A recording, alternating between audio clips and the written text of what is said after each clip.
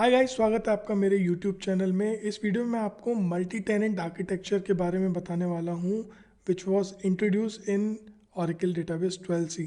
But multi tenant architecture से पढ़ने से पहले हमें एक नॉन कंटेनर डेटाबेस या मल्टी टेनेंट से पहले जो आर्किटेक्चर यूज होता था वो समझना पड़ेगा। तो मल्टी टेनेंट आर्किटेक्चर से पहले हमारे पास ओरेकल सर्वर जो होता था that was collection of single instance and single database. And what is instance? Instance is collection of system global area and background processes. Instance basically part होता है primary memory यानी RAM, यानी जो भी client query request करता है server से उसका डेटा सिस्टम ग्लोबल एरिया के बफर कैशे से हमारे पास आता है। Buffer cache is collection of blocks which have been using by clients very frequently. यानी जब भी आप कोई क्वेरी करते हो तो वो डेटा बफर कैशे से क्लाइंट के पास आता है, ना कि सीधे डायरेक्टली डेटा फाइल या टेबल स्पेस से। ओके, अब जब भी कोई एक्टिविटी आप ओरेकल डेटाबेस पे करते हो लाइक इंसर्ट और अपडेट और डिलीट, उसका एक लॉग पॉइंट यानी लॉग एंट्री जनरेट होती है। वो लॉग एंट्री कहाँ होती है? लॉग बफर में। इन सारे मेमोरी एरियाज को आप एक स्पेसिफिक साइज दे सकते हो। बफर कैशे और लॉग बफर की तरह ही एक शेयर्ड पूल होता है जहाँ पे स्टोर होता है हर क्वेरीज का एग्जीक्यूशन प्लान। कोई भी क्वेरी जब कोई क्लाइंट एग्जीक्यूट करता है तो उस क्वेरी को कैसे एग्जीक्यूट करना है, there is a plan for that. वो प्लान शेयर्ड पूल में स्टोर होता है जिसे मल्टीपल यूज़र शेयर कर सकते हैं, और भी कई सारी चीज़ें शेयर्ड पूल में हो सकती हैं। इसके बाद शेयर्ड ग्लोबल एरिया में जावा पूल होता है। ओरेकल डेटाबेस में कई सारे ऑब्जेक्ट ऐसे होते हैं जो जावा पे बेस होते हैं, उनको मेमोरी में रखने के लिए जावा पूल का यूज़ होता है। लार्ज पूल का यूज़ शेयर्ड सर्वर आर्किटेक्चर में किया जाता है जहाँ पे मल्टीपल यूज़र प्रोसेस के साथ सिंगल सर्वर प्रोसेस काम करती है। अब इन बफर कैशे और लॉग बफर के डेटा को परमानेंटली राइट करने के लिए हमारे पास कुछ बैकग्राउंड प्रोसेसेस हैं like database writer and log writer. Database writer क्या करता है? बफर कैशे में अपडेट किए हुए ब्लॉक्स को राइट करता है डेटा फाइल्स में। उसी तरह लॉग बफर में जो डेटा है वो भी हमें परमानेंटली अपनी लॉग फाइल में स्टोर करना होता है। वो कौन सी बैकग्राउंड प्रोसेस करती है? Log writer. इसी तरह हमारा डेटाबेस का एक टाइम स्टैम्प होता है टेबल स्पेसेस और लॉग फाइल के क्रिएशन के वक्त, तो वो कंट्रोल फाइल में राइट किया जाता है चेक पॉइंट। कंट्रोल फाइल क्या होती हैं? कंट्रोल फाइल स्टोर करती हैं डेटाबेस के टाइम स्टैम्प्स को, यानी टेबल स्पेसेस का लोकेशन, टेबल स्पेसेस का नाम, लॉग फाइल का नाम हमारी कंट्रोल फाइल में स्टोर होता है। ओके, तो यहाँ पे आपको ये समझना है जब भी कोई क्लाइंट कनेक्ट करता है सर्वर से तो एक यूज़र प्रोसेस जनरेट होती है और वो यूज़र प्रोसेस रिक्वेस्ट करती है सर्वर से, और सर्वर प्रोसेस एक नई सर्वर प्रोसेस जनरेट हो जाती है। यहाँ पे अब जो सारा काम करती है वो सर्वर प्रोसेस करती है। जितने क्लाइंट होते हैं कनेक्शन रिक्वेस्ट करते हैं उतनी यूज़र प्रोसेस जनरेट होती हैं और उतनी ही सर्वर प्रोसेस जनरेट होती हैं। एक बार कनेक्ट होने के बाद जब भी क्लाइंट रिक्वेस्ट करता है किसी क्वेरी से, मतलब रिजल्ट एक्सेस करना चाहता है, जैसे यहाँ पे क्लाइंट 1 ने सेलेक्ट ऑल फ्रॉम एम्प्लॉय किया, तो यहाँ पे सर्वर से डेटा उठ के सर्वर प्रोसेस ने सर्वर के बफर कैशे से डेटा उठ के क्लाइंट के पास आता है। अगर वो डेटा बफर कैशे में एग्जिस्ट होता है that is called cache hit. But अगर वो डेटा नहीं होता है तो वो डेटा पहले डेटा फाइल से बफर कैशे में सर्वर प्रोसेस के थ्रू लाया जाता है और फिर बाद में यूज़र को दिखाया जाता है। जब लॉग राइटर लॉग फाइल्स में डेटा राइट करती है तो लॉग फाइल भरने के बाद उनका बैकअप जो है आर्काइव लॉग में जनरेट हो जाता है। Archive log is a backup of log file जिसे रिकवरी करने के लिए यूज़ किया जाता है। डेटाबेस को जब स्टार्ट किया जाता है तो उसके लिए कॉन्फ़िगरेशन फाइल होती है that is called SP file, और you can say server parameter file. Okay, अब एसजीए के इन मेमोरी ब्लॉक्स को like buffer cache, log buffer, shared pool, इनका साइज आप मैनुअली दे सकते हो इन पैरामीटर्स के through. Shared pool size, DB cache size, log buffer, large pool and Java pool, या आप इसे ऑटोमेटिक कर सकते हो एज ए टारगेट पैरामीटर के थ्रू। इन पैरामीटर में वैल्यू देने के लिए जो सिंटैक्स है that is alter system set shared pool size equal to 16 MB suppose. Okay, तो ये पैरामीटर आप मैनुअली सेट कर सकते हो, यानी मेमोरी जो प्राइमरी मेमोरी है आपकी रैम, उसमें से कितना मेमोरी आपको शेयर्ड पूल को देना है, कितना बफर कैशे को देना है, ये आप मैनुअली सेट कर सकते हो, या एज ए टारगेट के थ्रू आप इसे ऑटोमेटिक सेट कर सकते हो। फिर ऑरेकल डेटाबेस इसे खुद ही मैनेज करता है। अब बात आती है मल्टी टेनेंट डेटाबेस आर्किटेक्चर की।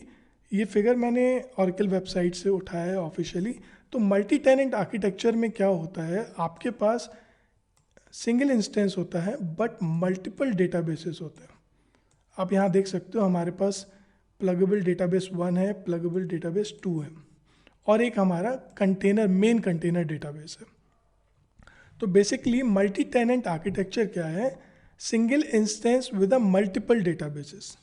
अब इसकी ज़रूरत क्यों पड़ी, नॉन CDB जो डेटाबेसेस होते थे हमारे पास, वहाँ पे सिंगल इंस्टेंस सिंगल डेटाबेस होने की वजह से किसी भी एप्लीकेशन के लिए हम नया डेटाबेस जब भी बनाते थे तो उसके लिए एक नया इंस्टेंस भी चाहिए होता था।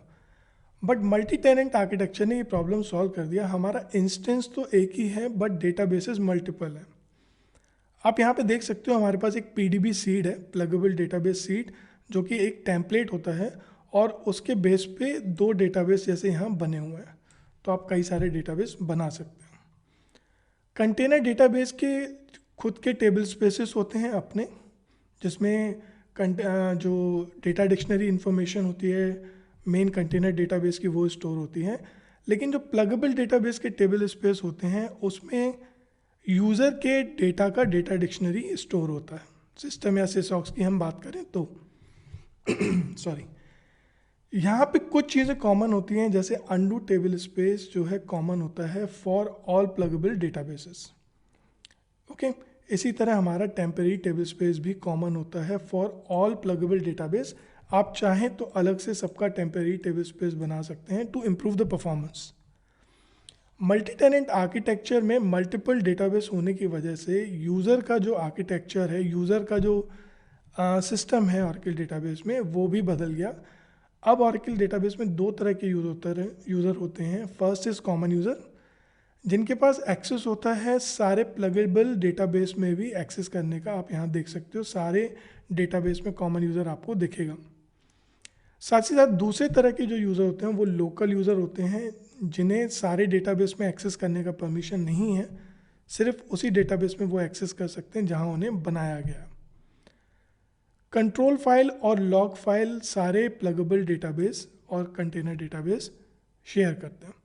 ओके, आई होप ये मल्टी टेनेंट आर्किटेक्चर आपको समझ में आया होगा। मैं आपको इस फिगर की मदद से और समझाने की कोशिश करता हूँ। यहाँ पे हमारे पास मेन एक कंटेनर डेटाबेस है और कई सारे प्लगेबल डेटाबेस हैं जिनको इस सीड टेम्पलेट के बेस पे बनाया गया। ओके, तो इन प्लगेबल डेटाबेस से हमें क्या हेल्प मिल जाती है, अगर हमें किसी नई एप्लीकेशन के लिए एक डेटाबेस चाहिए तो हम उसी इंस्टेंस को यूज़ कर सकते हैं, same instance for all databases. Okay, आप एक प्लगेबल डेटाबेस नया बना सकते हो और साथ ही साथ आपके पास अगर कोई एग्जिस्टिंग प्लगेबल डेटाबेस है तो उसे आप किसी कंटेनर डेटाबेस में किसी रूट में प्लग या अनप्लग कर सकते हैं। ओके, अब कुछ चीज़ें जैसे मैंने बताया आपको कि SGM shared global area CDB और PDB दोनों शेयर करते हैं। उसी तरह बैकग्राउंड प्रोसेस जैसे database writer, log writer, checkpoint, log file जो होती है हमारी, ऑरेकल का data dictionary, undo table space, temporary table space और कंट्रोल फाइल, ये सारी चीज़ें CDB और PDB दोनों शेयर करते हैं। यूज़र जैसे कि मैंने बताया कॉमन और लोकल यूज़र होते हैं। कॉमन यूज़र में आपको ये C# प्रीफिक्स करना होगा। ओके, चलिए मैं आपको कमांड के थ्रू समझाने की कोशिश करता हूँ। अपने SQL प्लस पे चलते हैं, कनेक्ट करते हैं sys अगर आप यहाँ पे कंटेनर नेम देखेंगे with the help of command show container name, तो आपको दिखेगा you are connected with the container root. Okay, आपको देखना है आपके पास कितने प्लगेबल डेटाबेस हैं। किसी भी कंटेनर डेटाबेस में 0 या 0 से ज़्यादा प्लगेबल डेटाबेस हो सकते हैं। तो आपके पास डिक्शनरी व्यू है PDBs, select name from PDBs, यहाँ पे आप अपने प्लगेबल डेटाबेस देख सकते हो। हमारे पास 3 प्लगेबल डेटाबेस हैं, आप किसी से भी कनेक्ट कर सकते हैं। हर कंटेनर यानी हर प्लगेबल या कंटेनर डेटाबेस को एक कंटेनर आईडी प्रोवाइड होता है, जैसे आप शो कंटेनर आईडी कमांड से देख सकते हैं। किसी भी प्लगेबल डेटाबेस से कनेक्ट करने के लिए आपको फुली क्वालिफाइड नेम यहाँ पे देना होगा। Server name, local host, we are working on a local machine, port that is 1521, that is the default listener port, and the pluggable database name, because we are connecting as a sysdba, so we have to write as sysdba. Now you can see what is your container name, that is pdb2. So that is quite easy, you can connect to any pluggable database. Have a look, we have multiple PDBs here.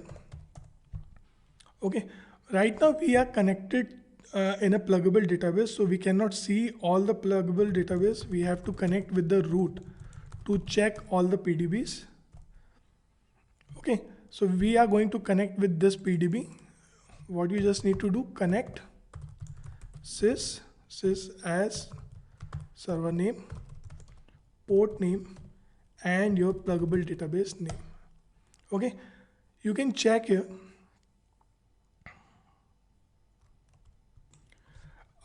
Sorry, I mistyped the spelling of localhost. We have to connect as sysdba. Okay, so we are now connected with our execpdb1. You can check out your container name and container ID. Okay, if you want to connect with your container, just connect without specifying any PDB. Okay, now you can check it out, show container name. Okay, if you are creating a user in your root, आप कैसे करते हो, create user name, you have to prefix the C hash, otherwise it will generate an error. Let's see, अगर हम बिना C hash के user बनाते हैं, create user name Myra identified by Myra. Okay, so it's saying invalid user name,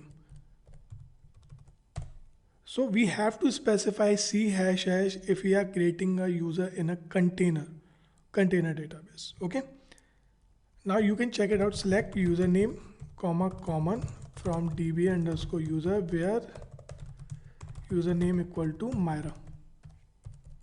Okay, c hash Myra. So that is a common user. That common user can connect in all pluggable database. What you just need to do, you have to give permission, grant create session to Myra container equal to all. What this clause specifies that Myra user can connect to any pluggable database, right? What you will write to connect with a pluggable database, connect username is Myra and password is Myra. Server name, listener port, your container database, that is PDB2. Now check the container name. Okay, तो हमारा जो local common user है, it can connect to any database. Right now we are in container PDB2. Let's just connect with sysdba. हम लोग क्या कर रहे हैं, इस वक्त हम लोग PDB2 डेटाबेस में हैं और हम एक नया यूज़र बना रहे हैं, क्रिएट यूज़र। अब यहाँ हम बिना सी हैश के यूज़र बना सकते हैं क्योंकि हम एक प्लगेबल डेटाबेस में हैं जहाँ पे हम एक लोकल यूज़र बनाएंगे। क्रिएट यूज़र नेम, यूज़र का नाम रखा हमने मार्क, आइडेंटिफाइड बाय मार्क।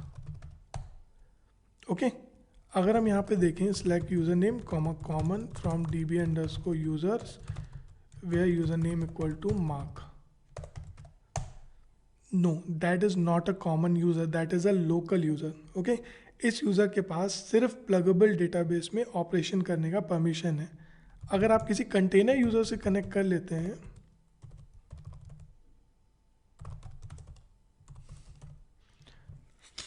हम अपने कंटेनर अपने रूट डेटाबेस से कनेक्ट कर रहे हैं, I don't need to write the whole name as sysdba।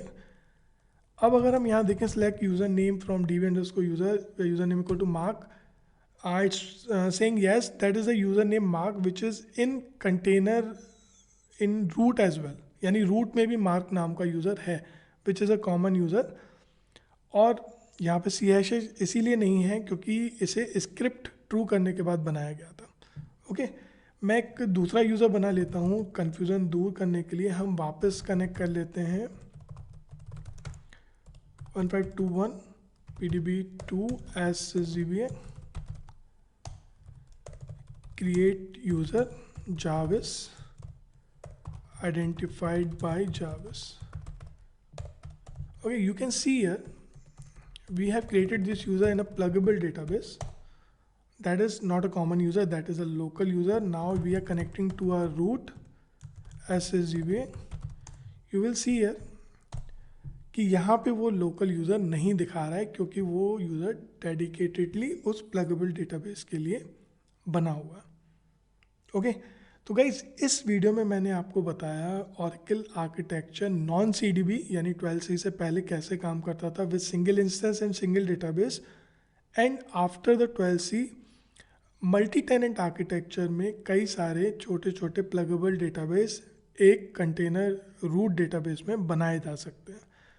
जो इंस्टेंस तो कॉमन रहेगा लेकिन हमारे पास डेटाबेसेस जो है मल्टीपल होंगे जो कुछ चीज़ें शेयर करेंगे, जैसे कि हमारा शेयर्ड पूल मतलब पूरा SGA, background processes, undo table space, temporary table space, लेकिन उनके जो स्पेसिफिक ऑब्जेक्ट्स होंगे एप्लीकेशन पे, जैसे ह्यूमन रिसोर्स है तो उसके अपने ऑब्जेक्ट्स अपने प्लगेबल डेटाबेस में ही रहेंगे. ओके तो गाइस इस वीडियो के लिए इतना ही. नेक्स्ट वीडियो में मिलते हैं.